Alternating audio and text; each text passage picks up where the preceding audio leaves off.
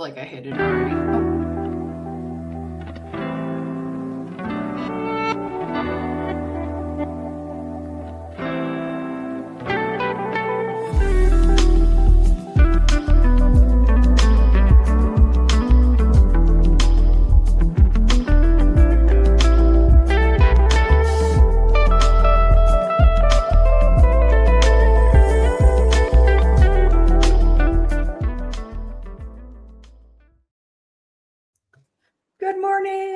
Good morning, everybody. How's everyone doing today? It's a very special day. We got Bridget Richmond on, Purple Squirrel 2 LLCs, and Tiny Cardi Coaching. And we got Ollie here today. We'll see if Dr. Nelson shows up. He's on a plane. Dr. Nelson's on a plane. All right. He's coming up to New York for the meetup tomorrow night. And I think Sunday a game and I think a meetup also. Is that right? That's right. That's right. And all of that stuff is on KiltzMeetups.com, and in the Kiltz Mighty Tribe, you can find all the events. Dr. Kiltz, I have two quick announcements. Go before we get Bridget going here.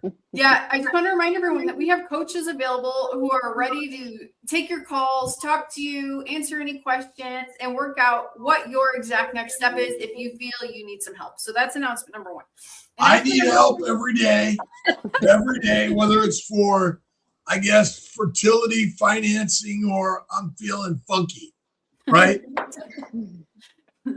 Exactly. If you want help with any of those things, talk to one of our coaches. The Albany event is coming up in like about 6 weeks. So I just want to make that clear. We still have tickets available and we want everyone to come. And Dr. Kiltz is going to talk about fertility and gut health. I'm going to talk about everything I usually think about because they're all connected. Was one cause to all disease. And there's only one disease. It's called inflammation, right? I've got an inflammation, and that's all it is. So really grateful to everyone being here this morning. Great. We got about 60 people here. Thank you. We appreciate the likes, subscribes, love, care, share, all those things. And send your message to Ollie at DrKiltz.com if you want to be a guest. And today we got Bridget Richmond. Bridget, good morning. Good morning. Dr. Nelson made a little video for Bridget, and so I would like to you want to start with that? I've never seen it. How long is it? 1 minute. It's 1 minute. Okay. Today, we're diving into Bridget Richmond's incredible health transformation. It's quite a story. After a lifetime of health issues, she hit her breaking point. She was just done. For decades, the advice was always the same. Just move more and eat less. So frustrating. Then, in March 2024, she got a really tough diagnosis, lichen sclerosis. And get this, the steroid treatment they prescribed actually made things worse, sparking intense sugar cravings. Her nutritionist called her the most complex case in 30 years and suggested something pretty radical. So, the day after her 45th birthday, Bridget went all in on a strict carnivore diet. And you know what? Within just a few months, the changes were completely undeniable. She started this whole journey in a size 18, feeling uncomfortable all the time. Pretty soon, her clothes were getting baggy. She dropped from a size 18 down to a 14. And then, amazingly, she found herself fitting comfortably into a size 6. I mean, wow. But about a year in, she hit a wall. Progress stopped, and she even gained a few pounds back. So she decided to figure it out. She started studying and got some real data from blood work. The results were a total shock. It turns out she was actually malnourished. Her body was in starvation mode. The fix wasn't to eat less, it was to eat more. More fat, more protein, and key supplements. Once she made those adjustments, she was right back on track and feeling great again. Her success sparked a whole new mission, helping other women going through the same exact thing. Bridget's story really shows how our biggest struggles can become our greatest strengths. Awesome. Cool. Yeah. Bridget, welcome. Share your story with us, would you please? Yeah. Tell us a little bit about yourself. Yeah, so I mean, as Dr. Nelson did a great job explaining, I was born with a pituitary problem. I actually spoke to you at Meatstock last year, Dr. Kiltz. We sat there in the front row. I think I have a picture. I should have shared it with Alia, where my husband took a picture of us talking, and I was like so engrossed into listening to everything that you had to say. So I was born with a pituitary problem. Short stature. I'm 4'9". I was on human growth hormone in a clinical trial when I was young until I was about 13, when as soon as I would inject with the HGH, I would immediately get a migraine, and my head felt like it was going to explode. And my parents got to the point where they were chasing me around the house with a needle trying to hold me down to inject me. And during that time, enough is enough. She's in pain. Now granted, I was able to grow and gain a few inches. I think my expected height would have been around 4'6" without HGH injections, and I got up to about 4'9". Was always skinny as a beanpole, my whole life until I stopped those injections. And then as soon as I stopped, the weight just continued, just started coming on. So, from about age 13, I kind of ebbed and flowed. I had never gotten a menstrual period my whole entire life. So I obviously don't know what that's like, right? So, the weight gain continued. I'd work out, I'd maybe be able to lose a few pounds, and then it would come back and creep back. It was that vicious cycle, right? So my whole life I've struggled with weight loss, and I've never been able to pinpoint it. It's always been, eat less, work out more, and got some, functional blood work done with a provider. Found out that after I had actually started Carnivore, that I had, been imbalanced. But prior to that, I worked with a nutritionist, and, she said I was the most complex person that she's ever worked with in her 30-year career, because, I ate clean. I did work out. I worked out with a personal trainer 4 times a week, strength training, resistance training, very high protein, very low carb diet. Well, what I thought was low carb at that time, right? So worked with her for a while, and, I was able to lose a couple of pounds, and then we kind of transitioned into keto, and, lost a couple of pounds that way. And during that time, I had been diagnosed with lichen sclerosis. So started clobetasol, steroid ointment. And if anyone here doesn't know what lichen sclerosis feels like, I'm not trying to be TMI, but kind of feels like you have a UTI and a yeast infection all day, every day. So it's not a pleasant feeling. There were days that I couldn't get out of bed. I had started a new job during this transition, and thankfully my boss was amazing, because I worked for the same company for 20 years and never used sick time.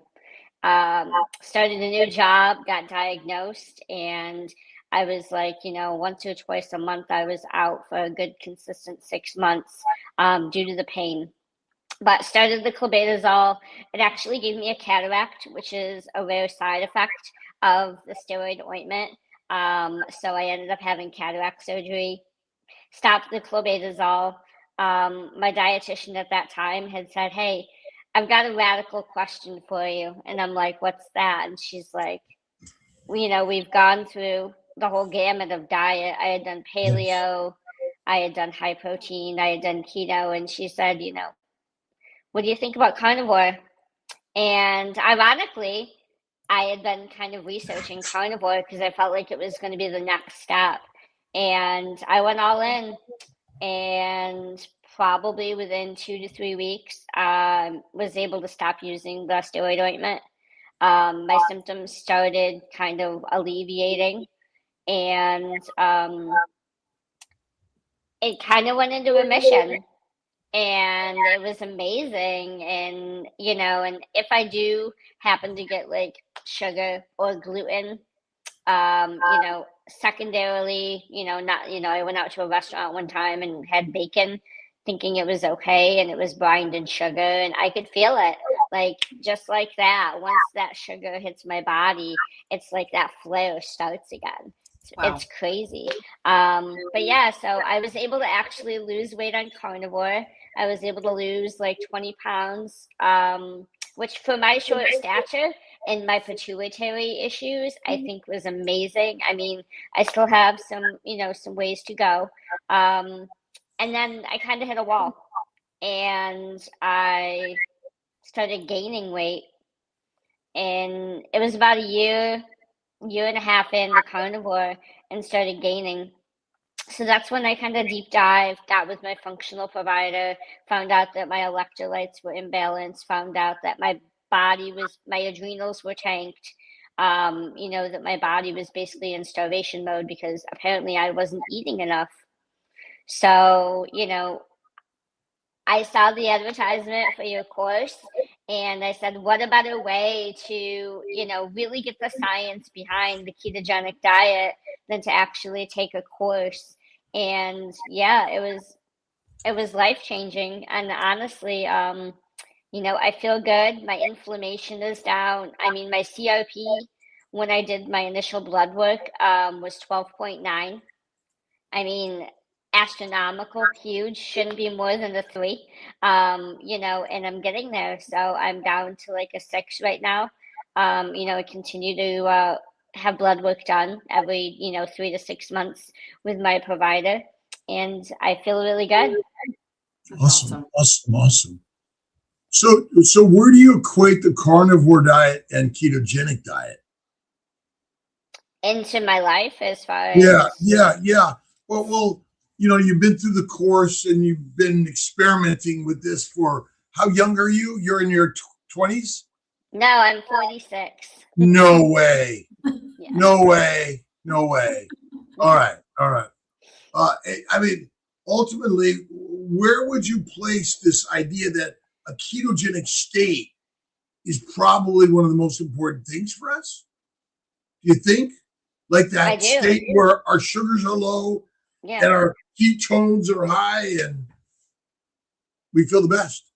Yeah, I do. I feel great. Just, cutting the sugar, cutting the gluten, there's so much information out there, right? I mean, that we need to have sugar, we need to be low fat, in learning everything, obviously through the carnivore community, taking the course, obviously, they say now that, Alzheimer's is type 3 diabetes, and that we need high fat because our brain is made of fat, and we need the cholesterol. And, I think probably the hardest thing to do in the beginning of carnivore is that social stigma. So you're going to the parties, and you're eating like the pepperoni, or the cheese or the salami. Yep, there's your steak right there. Always going out to a restaurant and essentially saying, can I have a steak cooked in butter? I bring my own salt. I put my salt on top of my steak, and not having the sides and not having any of the other garbage that comes with a standard American diet. And it's I always go back to this, that fat is actually your friend and not your foe. Mm-hmm. And both on your body and on your plate, that we still claim that, that somehow being overweight is bad. Would you say? Yeah. And if there's a famine, who survives the famine the best? The fat people or the skinny people?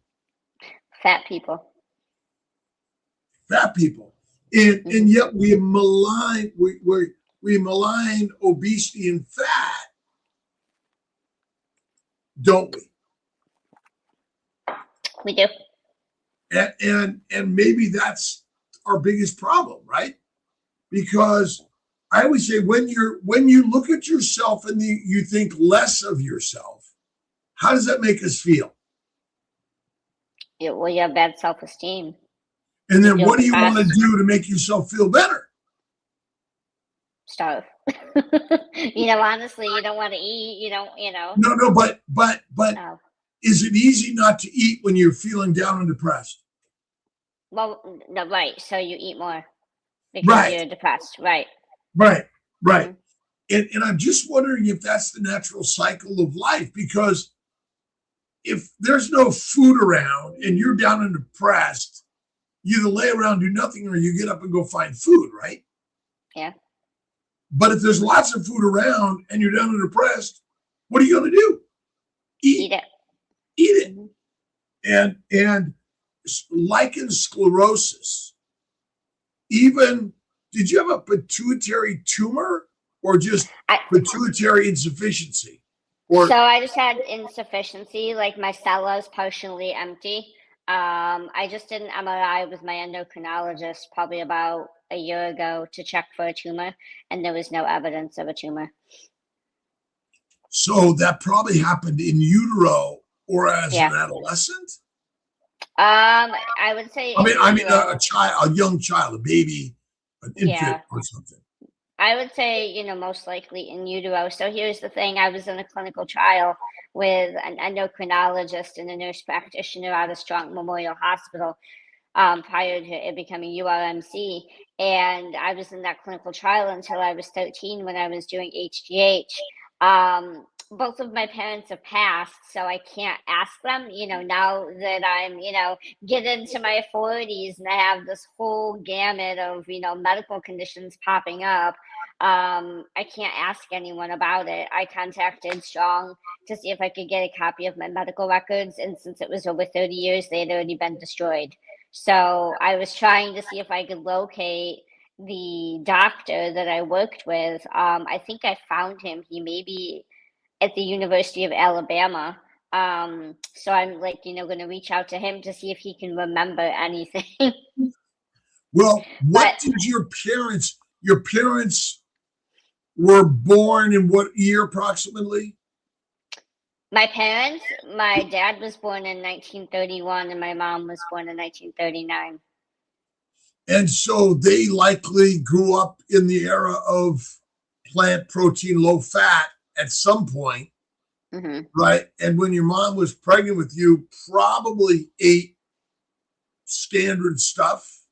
Oh, yeah, absolutely. Which contains many of the particles. So I call lichen sclerosis poison ivy. Yeah. Because ultimately, aren't we damaged and poisoned by plants? Plants, right. Yeah. And I live in such a community of apples upstate New York that, they're constantly they were spraying on Monday night, all of those toxins all over the place. Yeah. And so where do the biggest toxins come from? Humans or plants? Plants. Yeah. Pretty crazy, right? I know. Absolutely. Here's a good question, Ollie. You want to read it? Can't hear you. How do we get enough fat? I'm not doing dairy other than Kerrygold butter, doing 80-20 ground beef, but I can't pour the rendered fat over, can't stomach it. That's a good question. What's your thoughts, Bridget? Are you cooking your ground beef in butter? What about tallow? Tallow is great. It adds a lot of flavor. Very high fat. I think like a tablespoon of tallow is about 14 grams of fat. What about more salt? I think sometimes people just missing salt, and try raw beef instead of cooked beef. So take the ground meat and just eat it raw. Add a raw egg, just the yolk, and some salt, and just have little bites of it. And it's pretty amazing. Mm-hmm. Very It's amazing. funny. Funny story that my dad used to eat raw ground beef all the time with egg and yolk, salt. And when I was a kid, I thought it was the most disgusting thing ever. And who would have thought 40 years later it'd be something that I do myself? Yeah. Yeah.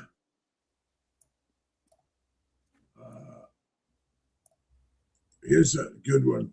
What were you eating when you were under eating? When I was under eating, I was still eating eggs. I probably would eat like typical meal would be like maybe 2 eggs for breakfast, maybe a piece of, a sausage. And then for dinner, I would maybe eat half a pound of ground beef and maybe an egg. Like I just wasn't hungry, so I was definitely under eating. Since then, clearly, steak for breakfast and steak for dinner and probably, 3 to 4 eggs each time. Yeah. Alia, Bridget, I got to step away for just a second. Okay. I'll be right back. No worries. Mm-hmm. Let me see if I can. Let me fix the screen a little bit. Okay. Hey, let's check the next questions. This is a question from Dr. Kiltz. So is a clean diet and exercise a healthy plan for humans? I wish he was here. Let's see.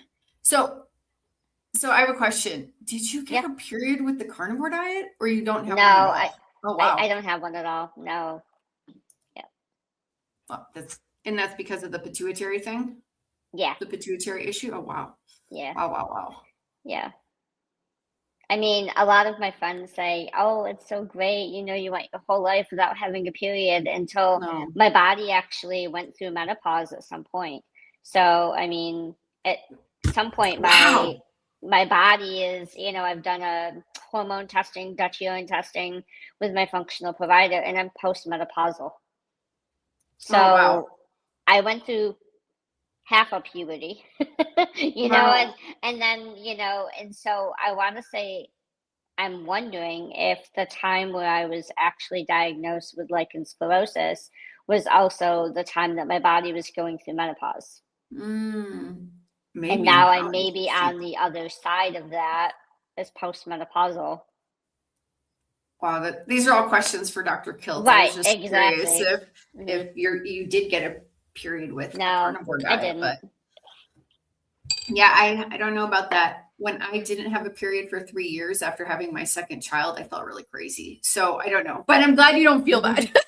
Right. Let's see who else has got. Yeah, that's good. Let's see what other questions we got here. Here we go. Brian Ari, how did the people around you react when you started carnivore? That stigma is big, right? So, going out to restaurants, going out to family functions and only eating meat is a big thing. That's something that I think I struggled with a lot in the beginning. I was very strict for, over a year. And then, that social stigma got me. And one day I went out, we went to dinner and it was like, okay, yeah, I'll have the baked potato this time. I'll get the salad bar this time. It's no big deal. I haven't had it in a year. And my body just reacted so poorly to it because I had been in such a high state of ketosis that I ate 4 bites of baked potato and I felt like I was going to be sick. Wow. My family thought I was crazy. My friends thought I was even crazier. But at the end of the day, they knew all that I had struggled with my whole life.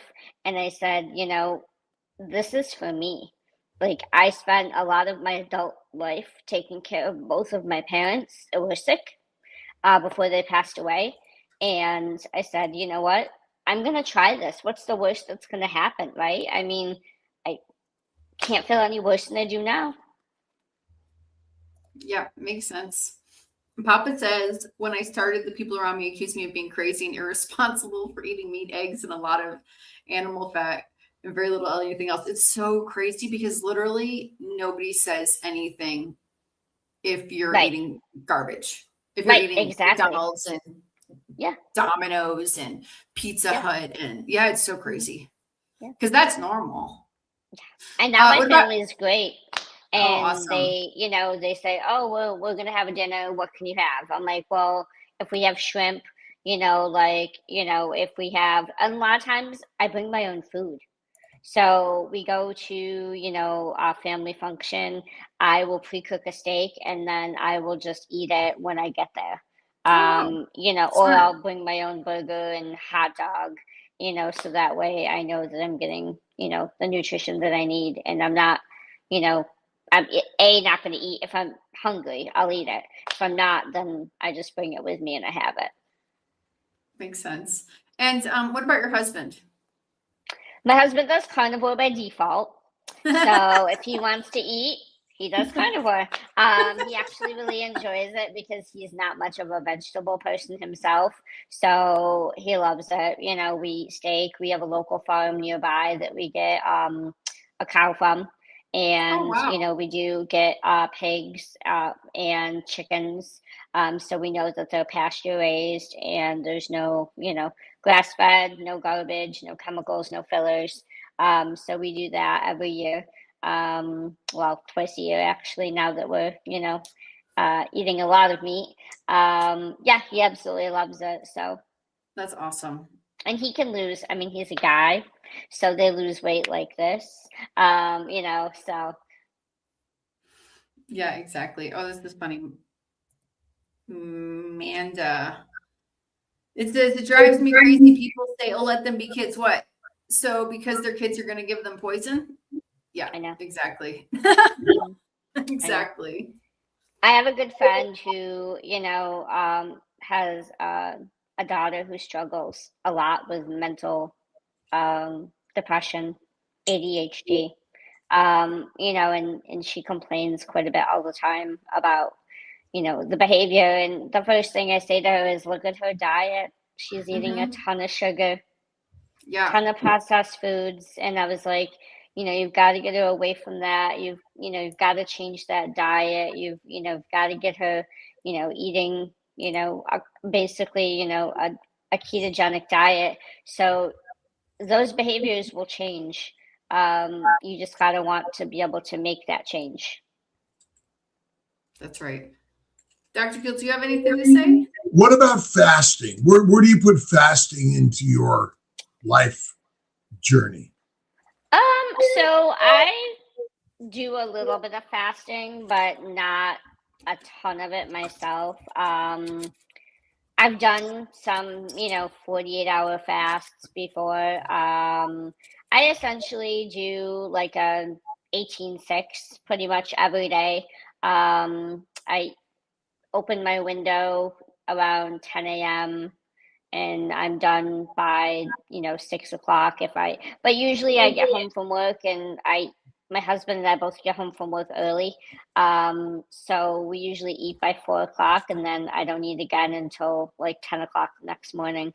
But, fasting is definitely a great tool to help burn the fat and to keep the glucose low.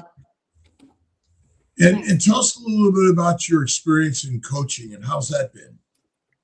Good. So I just finished the course and graduated. What was it like in end of February, March? I've worked with my first client who actually lives in my town. I had put out on Facebook that I was newly certified through your course and that I was looking for my first guinea pig, right? Give me, give me some feedback of what you like, what you don't like, because there's people that love constant communication, and then there's people that are like, let's have a call, leave me alone, and I'll touch base with you in a week, right? So I sat down with her, and we made our commitment to each other. Happy to say that she lost 15 pounds the first month. And she feels amazing, and she's going to continue on, just providing her the information that she needed to have she didn't do carnivore, she did a high protein ketogenic diet with whole foods. So I was able to provide her with the tools that she needed, and she was committed to making that change, and I'm very happy for her. Awesome. There's something about, as we coach others, we essentially are coaching ourselves. Yeah, absolutely. And one of the reasons I sort of started doing my morning lives, and I used to do them 20 plus years ago on Mind, Body, Smile, is I needed the coaching, and so the teacher really is the student in so many ways, and that's why I love these lives in the morning. It gets my day going. I meet and greet with new people, and that's one of the best things we can do, is connect with others. Yes, absolutely. I want to read this comment. Shepherd's Chapel. All right. Keto carnivore rocks. I've lost a whole bunch of weight and about 10 different illnesses. Let's turn to God. Season or explains the whole Bible. God bless. It's all a biblical story. I mean, ultimately, the Bible is the story of humanity, and all the religions are our social cultural connection to the gods, which are basically all of us. That's the beauty of it, is that we're all the gods. And the Bible's, is science any different than a biblical story? Oh, it's a tough one. I think so. Is science different than spirituality? No. It's the same. No different. It's our creation. We created it. It's only as real as we are. That's all. What's that question? It says, at what point doing carnivore did you feel truly confident in this lifestyle? I would say probably about a couple of months in, once I started really getting the hang of it. I mean, so here's the thing with carnivore. It's easy, right? So we overthink it. And that's when it becomes complicated. And that's when people start to feel like, I can't do this. I can't sustain this. It's like literally open up your refrigerator, take out a pound of ground beef, take out a steak, take out some eggs, grab some butter, tallow, salt, whatever you want to do, and just cook it and eat it, and don't overcomplicate it. When I started feeling better, and, probably a couple of months into doing carnivore, and I noticed that my lichen was actually doing so much better, and I didn't feel so, I couldn't even stand at the stove and cook an egg when I first was diagnosed. Like, I couldn't, like, it hurt, like my body hurt. Wow. 2 months into doing carnivore, and it was like, it was crazy. That feeling. I'm, now probably a year and 10 months into carnivore, and I was able to start working out with my personal trainer again. Like we just said last night in our workout, I was like, you know what? Like, what a journey and what a long road this has been, but it was the best choice I could have made for myself. And you're only 45. 46. Only 46. You're young. Yeah, yes, you're young. I mean, I'm only 70, and this carnivore journey is just the most magical thing that I've ever experienced in life. And as a doctor, I've learned the secret. I went out to talk to a patient coming for a tubal reversal today, and she's like follows us and is working on going carnivore. Awesome. And my book, Christ Carnivore, I'm hoping it's going to be delivered today. We're excited to get it shared with our brothers and sisters around the globe. Nice. This one's for you, Dr. Kiltz. I feel wonderful being strict carnivore for over a year, but however, when I have PMS, I have tremendous pain.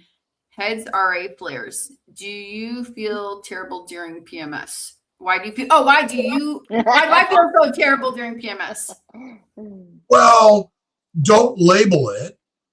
Again, everyone has been taught about these diseases, these labels, these conditions. What if I'm healthy and well? Maybe it's a time to do some fasting, to do some bone broth with mineral salts. Yeah. Again, I always go back to the magic of faith in God, and the Fertile Secret is a book I wrote, or the Fertile Secret I wrote a number of years ago, which is about the power of the secret. And another book that I've been reading, which I always pull out and read, is Course in Miracles. And if you haven't read it, you must. And then I just, my Christ Great-Based Teachings book by Don Curtis. And then because ultimately when we're feeling something, we don't need to blame it on what they've told us it likely is, right? Because I have premenstrual syndrome. Okay, so what are the odds that you're going to continue having it? High. And yes, the RA flares and all those things, once again, are you doing fatty raw meat fasting and practicing faith-based traditions? I do a hot tub cold plunge. I do grounding. I do meditation and prayer. I'm reading a book by my friend Jim Slotnick, who died in his 20s of glioblastoma. I keep a picture of him on my wall of heroes. And these are things that help me when I'm feeling physically or emotionally out of sorts. And so, again, I know that was a long-winded answer, but I'm healthy and well. I need a little bone broth, bone marrow, but best of all, I need some faith and fasting. Yeah. We all need it. We all do. This one's for Bridget. How wise did you come up with name two purple squirrels too? So, funny story. You know how like when you're talking to somebody and they go off tangent and you can say like rabbit or left turn, things like that. My husband and I, we do that quite often. And before my mom passed away, she lived with my husband and I. And one day he was going off tangent and I was like, squirrel. And then one day he responded with purple. So, like we just got into this habit of saying like, when somebody was going off tangent, we'd say purple, we'd say squirrel. So when we got married, which was during COVID, we had 2 crocheted purple squirrels sitting at our head table. So, he's been my biggest cheerleader throughout all of this. So I just thought it was fitting when I created my LLC to be Purple Squirrels too, because in New York, Purple Squirrels was already taken. So Love it. That's the story of Purple Squirrels too. So, and then when my mom lived with us one day at the dinner table, she's like, I have a question. And I'm like, what's that? She's like, what the heck is a purple squirrel? So kind of like an inside joke with my husband and I. Carnivore, And now. Yeah, I think so. How do I convince my mother-in-law to get off her statin and ignore her doctor regarding her cholesterol? Any thoughts on that, Bridget? What are your thoughts on that? You think it's when I went to my primary care and I had normal blood work done, my cholesterol was elevated, and he offered me a statin, and I said thank you, but no thank you. Obviously cholesterol is good for the brain. That's the way I feel about it. And I feel like the standard of cholesterol has gone, lowered throughout the years. Exactly. So, I mean, don't get me started on big pharma, trying to make that almighty dollar off of patients. And, my personal opinion is we live in a sick care system and not a healthcare system. I feel like sometimes that, they just want us to be sick and inflamed, and not. A pharmaceutical drug is, in my opinion, nothing but a Band-Aid. It's just going to mask those symptoms for you. And I feel like that we rely too much on that. Like when I went to my doctor originally and I had said, what's wrong with me? And he's like, well, you can do this, or we can do that. And I'm like, I want to get to the root cause. Like, I want to fix what is wrong with my body. My body is broken. I don't want a drug. Only one drug that I do is the deity, Jesus Christ, the superstar, who's our brother with a story, because we're stories. Like, I mean, when we were kids, we used to play, Batman and Robin or Superman or Superwoman and all these things, right? And I just picked the guy that I think is the most amazing human ever created by our stories. But it is powerful. This is the next question. I read that when losing weight, fat cells release estrogen, so that can be why period is wonky in those beginning months. True. Dr. Kiltz. That's a story. It's just a story. I'm healthy and well. Again, these fat cells, listen, your fat cells don't make estrogen. Sorry. They don't. Your adrenals make some, your ovaries make some, your testicles make some, right? And ultimately, again, this idea that losing weight, fat cells, it doesn't make sense to me.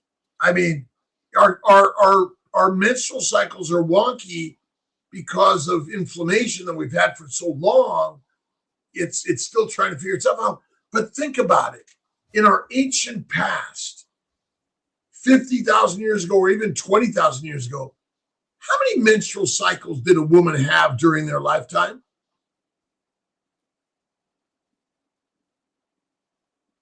Not many.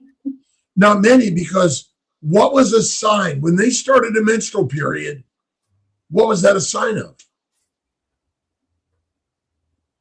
Time to have babies. They're fertile and ready for a baby. Right. And they're either pregnant or breastfeeding for most of their reproductive life. And then you go through menopause or whatever when it stops. All right. And then you just keep on eating the fatty raw meat in the hunt of life. Isn't that crazy? Very, very crazy. But yeah, I don't think that's true personally. Right. Mindset is so amazing for all of us. And again, I'm only speaking, and these are good questions and comments, because I have been in the oh this or oh that until I found oh God. Oh this, oh that, oh God. And he then said, I'm here all along. And this is where the book The Secret by Rhonda Byrne taught me a lot. And I don't know if you've ever heard of it, Bridget, the Secret. No. You're in the younger group. You're in the younger group. Well, it came out about, was it 2000? I think around 2000. About 20 some years ago. So, yeah. But like anything else, everything is a sine wave. It goes up and down and always moves forward and out into every direction of the universe. But in our coaching course, do we talk about mindset? Oh, absolutely. Who talks about it, Dr. Kiltz? Mm-hmm. Well, that's why I love my good friend Jim Slotnick's book, because it's all about mindset. And it's funny, it's sad, it's maddening. It's about the craziness of life. And why did he get glioblastoma? I don't know. Yeah, you do. Oh, his diet. Yeah. Right. Yeah. But why him and not others? I don't know. Well, that's the part we don't know that answer. We're all going to get something and die. We're going to get heart disease or cancer or some inflammatory infectious disease from those good probiotics. Are probiotics good for us? I personally don't use them. You're so right, Bridget. Because I mean, are microbes everywhere anyway? Why would you take a probiotic? If you eat a good carnivore diet, you don't need a probiotic. I mean, well, I would say, even if you eat a bad carnivore diet, well, right. You don't need if them. if you eat a carnivore diet, I mean, I was on probiotics for the longest time, and constipation, diarrhea, for most of my life. And when I started carnivore, it all went away. Well, that would be a good question for everyone. How many people, we should do some questions and get some in this for everyone. It's like, how many people feel that probiotics are good for them? And then yes or no. How many people take them? What about supplements? How many people take supplements? What's the most important supplement to take every day? Vitamin G. Vitamin G, Benazadi, right? It's gratitude, attitude of life. And God is the gratitude creator of all things. And who is God? Yeah. Me. DoctorNelson. It's all about me. Mm-hmm. He's the best. Right. Yes. He's the best. He really is. He hopped in for a second and said hello. He's about to board. Oh, what is your favorite meal? I think you maybe said something about that, but what does your daily meal look like? It varies between the type of cut of steak that I have, but strip steak, ribeye. I love ribeye. Or I'll do ground beef and eggs, if I want a little bit of variety. But that's generally, eggs and steak and salt. I mean, what more do we need? Right. Exactly. And our judgment of our bodies and ourselves, in general, do we practice loving ourselves, or do we practice a lot of criticisms of ourselves? Oh, we're our biggest, we criticize ourselves so much. I mean, instead of, oh, I only lost a pound, it should be, oh my God, I lost a pound, have that positive attitude, because I struggled for so long that even sometimes when I jump on the scale, I'm like, oh, I thought I did, thought I was having a really good week. I feel really good. I lost 0.2 of a pound. But then I think about it and say, oh my God, there were weeks where the scale kept going up. And so let's celebrate, being able to lose 0.2 of a pound. My body is getting rid of that inflammation, and it's allowing myself to actually be able to lose weight and heal my body in the process. What about if I always say, I'm a perfect weight today and every day? I'm a perfect weight today and every day, because for so many people, when they went Atkins or keto or paleo or carnivore, it just seemed to go. Mm-hmm. And just looking at it and judging it make us healthy?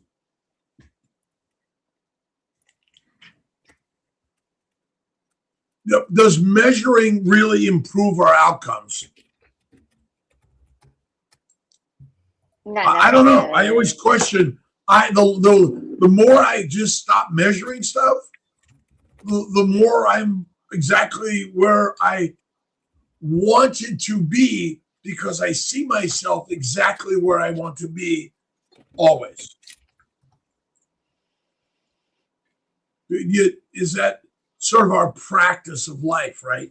How can we practice more in the positive light and love of life rather than the like, oh, it's me, I'm just not losing weight.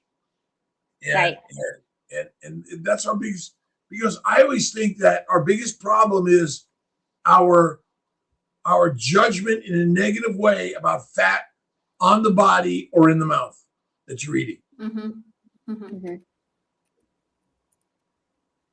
And the modern medical system pretty much is dissed us, right? That they're causing all our real problems. And so when you go to your primary care,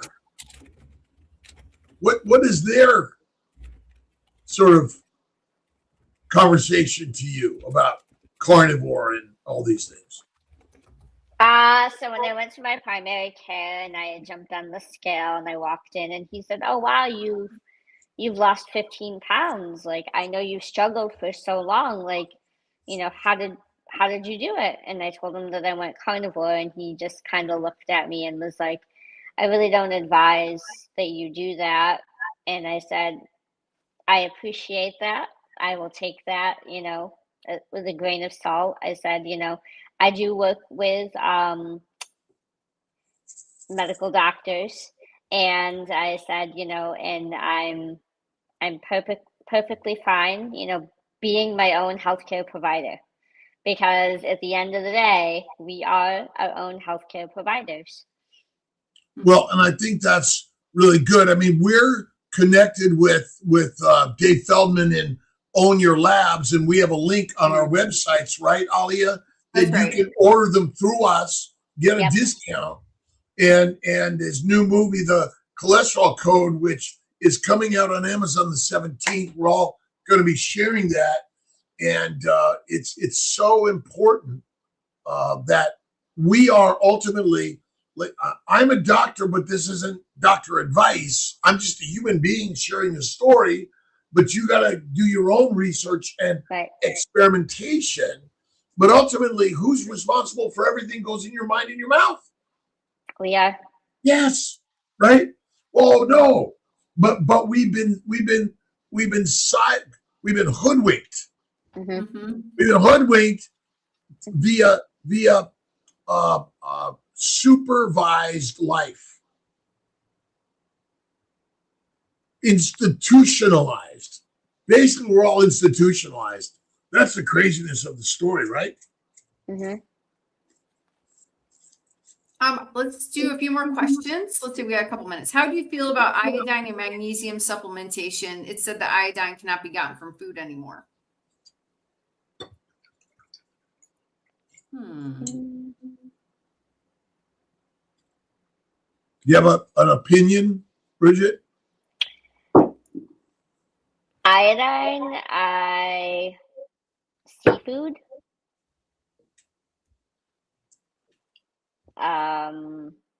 Better. So ultimately, I mean, what supplements did we take 50,000 years ago?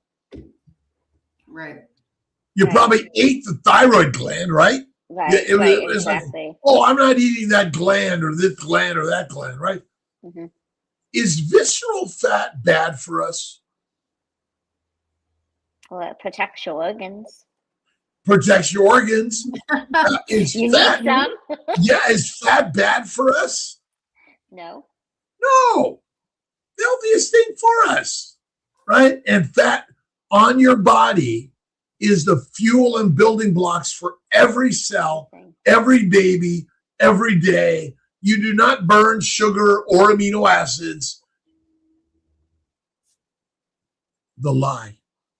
The lie. It's just a lie. It's the biggest lie ever, right? Yes.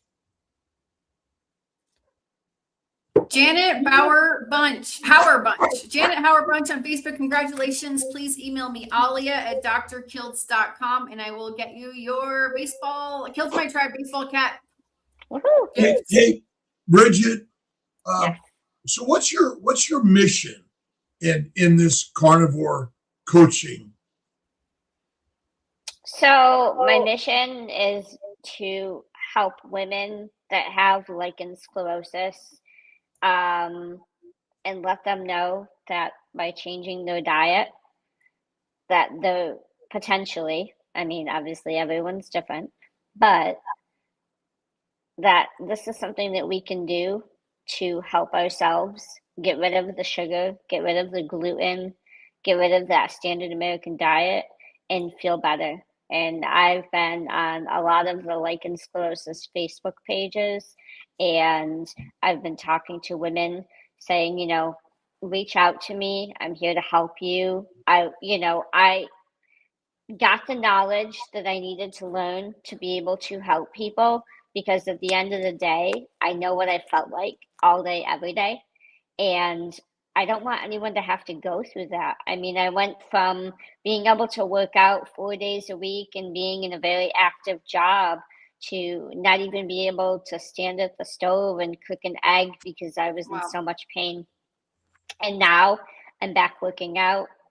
I have a great carnivore diet. I feel amazing. I've been able to lose weight, something that I've struggled with since I was 13 years old. Are you doing? Are you been able to go to any of the meetups, or have you created any communities of meetup, or do you know anyone in our Syracuse upstate area? I am actually going to go to Albany. So, yeah, exactly. So, I mean, it's about 3 hours for me. And Syracuse is only about an hour. In fact, my husband had a massage last night at CNY. I had a fabulous Thai massage. So awesome. Well, I'm really grateful to you. And again, Alia, when's the Albany meetup? Albany. May 30th. May 30th. And get those tickets out there. Let's build it up. We got to get enough people. We got to get enough people going, so we keep it going. Yeah, exactly. And that's one of the most important things, is that you have to have, the enough crowd to make it happen. Yeah, because if we don't have enough people, we're going to look at it and say, you know what, guys, we got to do something else, maybe. Yeah. So definitely, it's going to be awesome. It's going to be great. So everyone should get their tickets and head on over. Awesome. I appreciate everyone's. Oh, good. I appreciate everyone's comments, questions, and just hanging out, or just saying hello from wherever you're at in the world. I know that I saw George here. Just amazing people. It's so great. I'm so grateful to all the people that show up, even if it's for a couple of minutes. Brian, Peter, Terry. Let's see, Retire Rick, Papa. We got Bacon, Duckman, Jojo. Really amazing that, again, everyone's got busy lives, and to stop in with Kiltz Mighty Tribe at 6 a.m. in the morning. I am really honored for each people. Even DoctorNelson stopped in today. Isn't that great? Yeah. That's awesome. That's awesome. Any last minute comments, Bridget, before we hit the button in about 15 after?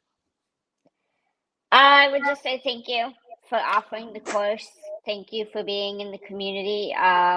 Meeting you at Meat Stock last year was pivotal. I had been carnivore for 6 months at that point. And just listening to you and meeting you and having the conversation with you. And, I really appreciate all that you've done. And thanks, Bridget. That's why I took the course, and I'm here to help. So if anyone has any questions.